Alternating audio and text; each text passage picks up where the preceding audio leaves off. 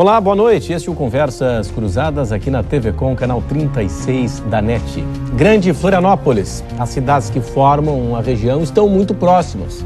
Às vezes é até difícil lembrar onde é que começa uma, onde é que termina a outra. Por isso, várias características são partilhadas, pensando numa sinergia para criar oportunidades de desenvolvimento econômico para a região. Diversas entidades empresariais se reuniram esta semana para discutir práticas empresariais e o mercado na Grande Florianópolis. As dificuldades, elas existem, mas as oportunidades também. E é disso que vamos tratar a partir de agora no Conversas Cruzadas.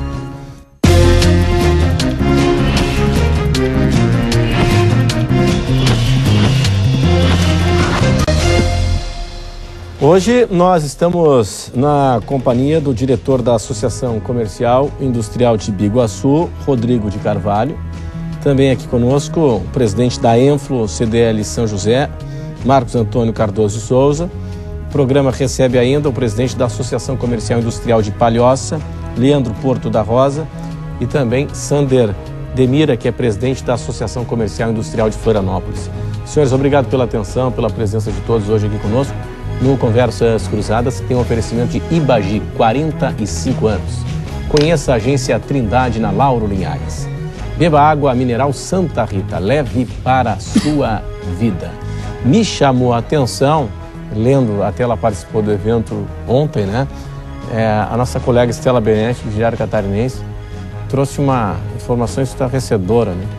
Que entre as metas está a desburocratização, que hoje parece que o empreendedor é tratado como um vilão da história, né? Como um inimigo, quando deveria ser o contrário, né? Aquele que fomenta a geração de emprego, a arrecadação de impostos, a roda da economia a girar. E a Estela traz a informação de que hoje o cidadão o empreendedor leva em média aí 100 dias para conseguir abrir uma empresa. E a ideia, presidente Sander, é fazer com que de 100 se consiga criar uma empresa em 30 dias. Quer dizer, esse problema é tão sério assim da burocracia para você conseguir começar o trabalho? Boa noite. Boa noite para quem nos assiste nesse momento. Sim, realmente, Renato, infelizmente essa é a dura e triste realidade, né? Grande parte, isso não é privado aqui da nossa região, mas grande parte dos municípios brasileiros sofre com excesso de burocracia, como a maioria dos cidadãos também, né? Uhum. E no quesito de abertura de empresas, né, o tempo para você conseguir constituir completamente uma empresa aqui na nossa região, salvo algumas exceções, é realmente um tempo muito alto, né? Chegam até, às vezes, a 150 dias, né? O prazo médio. Então esse, inclusive, foi um dos encaminhamentos que foi feito ontem, né? Foi feito, de certa forma, um pacto, um alinhamento, aproveitando o exemplo bem sucedido do município de Biguaçu, da Secretaria de Desenvolvimento de Biguaçu, de São José, onde lá uma boa parte de empresas a prefeitura consegue registrar em torno de 20 dias. Então, usando essa prática, né, bem sucedida que já existe no município de São José, lançamos um desafio onde haja uma uniformização e haja troca de informações para que os 4 municípios possam, a partir de um espaço curto, né, montar um plano de ação para que as empresas possam ser constituídas num prazo máximo de até 30 dias. Então, esse foi um encaminhamento, foi uma sugestão lançada lá, e as associações agora vão ficar zelantes a parte para poder ajudar nessa fiscalização e no cumprimento desse desafio. Tirar uma dúvida aqui. Em Palhoça, se consegue abrir uma empresa em quanto tempo? Hein? É a média do Brasil também, na faixa de 120 dias, porque são vários alvarás, não é tudo organizado num setor só. Tem o alvará sanitário, alvará de bombeiro, alvará das fazendas e vários alvarás. E a gente tenta organizar tudo num setor só, para que a gente conseguisse ter com mais eficiência esse alvará, que a gente já começasse a abrir a empresa e já começar a produzir, gerando aí impostos para o município, gerando empregos. Mas essa é a dificuldade, como todos os outros municípios, que são vários setores que a gente precisa de autorizações e alvarás. E em Biguaçu, quanto tempo? Em Biguaçu a gente tem uma facilidade que lá já foi aprovado o alvará provisório, que dá uma certa celeridade. Antes que tenha todos os documentos, tu já consegue ter um documento provisório. Já consegue operar com esse alvará? Alguma coisa tu já consegue viabilizar. Sim. Independente do trâmite normal, tu consegue já para certos tipos de empresas, tu consegue já ter um alvará provisório. Segmento, né? Uhum. Tá, em São José, então, a coisa já está mais ou menos resolvida, então, presidente Marcos? Bom, boa noite, Boa Renato. noite. Boa noite, colegas aqui de debate. E quem nos assiste em casa, né? Não, eu diria que não está 100% resolvido. Essa média de tempo de abertura, 20, 30 dias, depende muito do segmento que a empresa pretende atuar, né? O alvará provisório já funciona em São José. Todos os problemas que os outros municípios têm com a vigilância sanitária, como nós também temos. Recentemente, nós tínhamos um problema muito sério com a vigilância sanitária, que a informação que nós tínhamos em off é que a equipe da vigilância sanitária era contra o governo atual da Adeliana, prefeita Adeliana, e aí criava entraves, né? Claro que a gente não tem isso oficialmente, mas é um exemplo, tá, de como a classe empresarial fica refém da gestão pública. Na nossa visão, o processo é muito simples. Eu tive a satisfação de levar o secretário da Receita e o secretário de Desenvolvimento para a junta comercial, conversar com o presidente da junta comercial e mostrar a eles que o regime era um caminho mais prático, mais fácil e à disposição para resolver o processo. A junta comercial prontamente se colocou à disposição, porque o regime nada mais é do que um sistema que mapeia todo o processo. Então, se você tiver problema, ele vai apontar exatamente onde é que está o problema, qual é o setor. E isso, com o que nós sonhamos implantar em São José, que Biguaçu já funciona, por exemplo, que é o balcão do empresário, a casa do empreendedor, enfim, um espaço onde quem pretende empreender possa ser recebido e orientado. Ou seja, você chega lá, eu quero abrir uma empresa, onde tem que fazer isso. Ele traz a documentação, é feita uma conferência, tá tudo ok, entra o processo. Dentro de uma semana o processo andou, tá onde? Parou aqui, tá faltando isso aqui. Não parece uma coisa simples? Lógica, óbvia, racional. Lógica. E mais lógica porque o que a prefeitura precisa? De empresas para gerar renda, para gerar imposto, para gerar emprego, para gerar economia.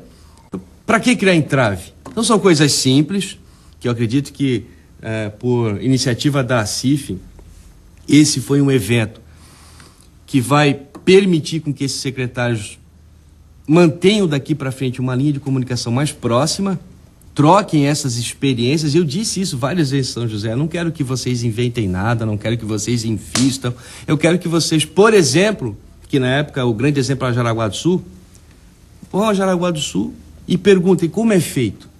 É assim que vocês fazem, 10 dias fica pronto, vamos fazer igual, pronto. Se todos os municípios fizerem assim, a gente não vai ter competitividade entre Florianópolis, São José, Palhoça e Biguaçu. Não, eu vou abrir em Biguaçu porque é mais rápido. Eu vou abrir em Florianópolis porque é mais rápido. Não, eu vou abrir onde tem vocação, eu vou abrir aonde tem mercado. Falávamos isso ontem no evento, Biguaçu se colocando como um centro mais logístico, Florianópolis um grande polo de tecnologia, São José um grande polo de comércio e serviços, né? Palhoça se desenvolvendo com as suas áreas industriais, com novos empreendimentos, na área também de tecnologia, 35 empresas incubadas. Nós temos um grande potencial na região da Grande Florianópolis. Temos que saber compartilhar isso e trabalhar em conjunto. É algo inacreditável e isso provoca até uma certa revolta, né, senhores? Quando a gente vê, o que a gente viu esse ano? Esse ano é um ano de muita dificuldade financeira, né, com queda de arrecadação. Para se ter uma ideia, ontem o governo federal anunciou que a queda de arrecadação no governo federal de 7%, isso é muita coisa mesmo. Porque a pressão, né, por gasto público, o aumento, né, desse gasto público, e em contrapartida você tem queda de receita. O mesmo se dá no poder público municipal.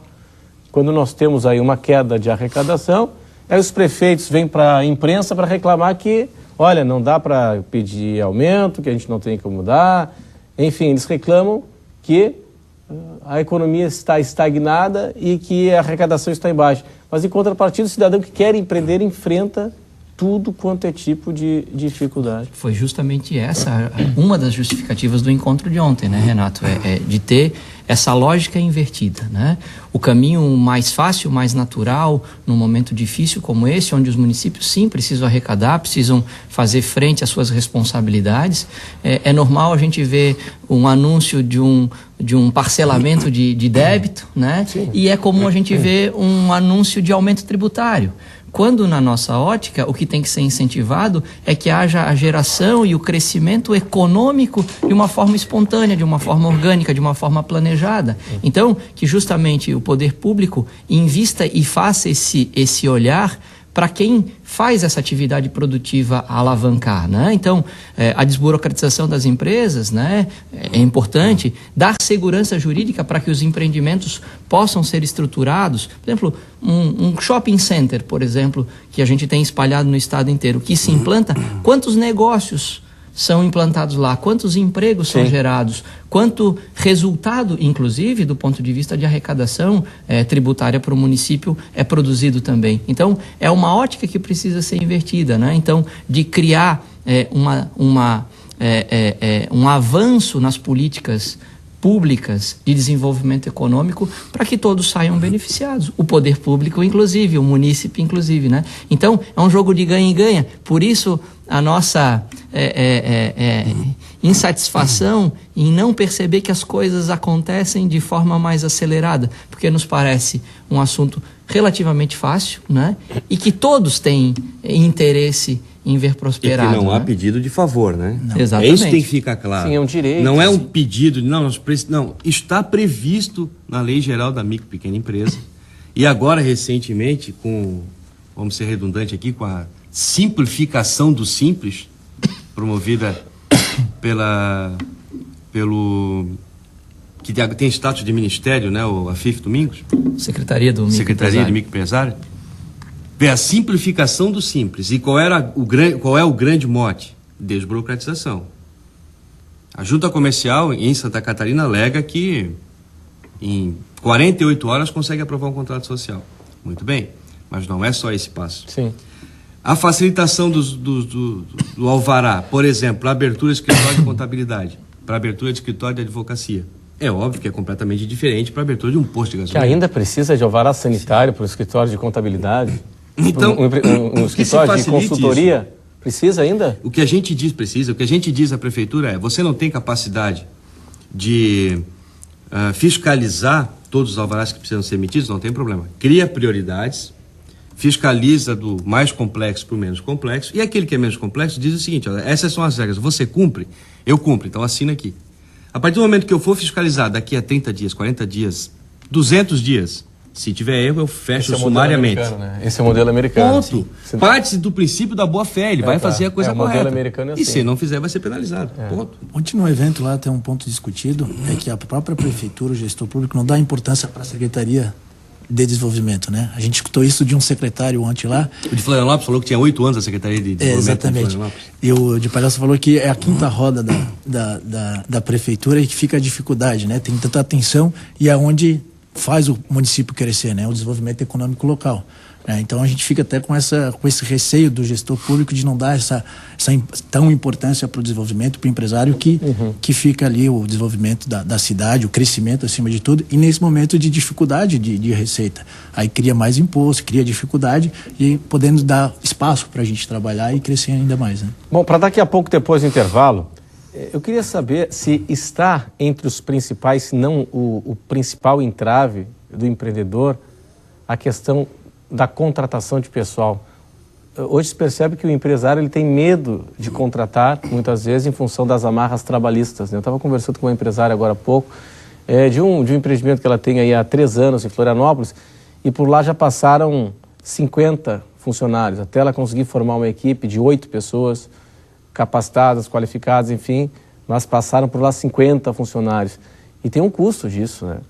Nós vamos tratar desse assunto daqui a pouco, depois do intervalo. Até já.